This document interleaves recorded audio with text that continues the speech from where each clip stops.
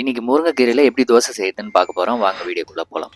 கொஞ்சமாக ஆயில் சேர்த்துட்டு 1 ஸ்பூன் மிளகு, 1 ஸ்பூன் ஜீரகம், 10 சின்ன வெங்காயம், ஒரு 8 பல் பூண்டு இது கூட சேர்த்துக்கலாம், 2 பச்சை மிளகா. இப்போ இது எல்லாத்தையும் நல்லா வதக்கிக்கலாம். இது கூட ஏற்கனவே நம்ம க்ளீன் பண்ணி வச்ச முருங்கைக்கீரையை இது கூட சேர்த்துக்கலாம். இப்போ இதை நல்லா வதக்கிக்கலாம். இது நல்லாவே வதங்கிடுச்சு. இப்போ இதை ஆற வச்சுட்டு நம்ம மிக்ஸி ஜாரில் மாற்றிக்கலாம். நல்லா பேஸ்ட் மாதிரி அரைச்சிட்டு நம்ம ஏற்கனவே எடுத்து வச்ச இட்லி மாவு கூட இதை ஆட் பண்ணிக்கலாம்.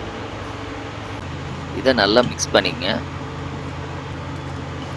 கல்லை நல்லா காய வச்சுட்டு இப்போ நம்ம தோசை ஊற்றிக்கலாம். கொஞ்சமாக ஆயில் சேர்த்துங்க.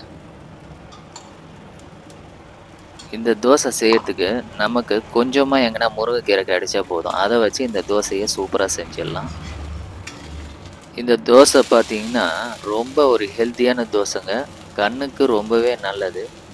அதனால் தோசையை வாரத்தில் ஒரு நாளாவது நீங்கள் ட்ரை பண்ணி சாப்பிடுங்க. வீட்டில் எல்லாருக்கும் பிடிக்கும். ரொம்பவே நல்லாயிருக்கும். நம்ம சேனலுக்கு மறக்காமல் சப்ஸ்கிரைப் பண்ணுங்கள், லைக் பண்ணுங்கள், ஷேர் பண்ணுங்கள்.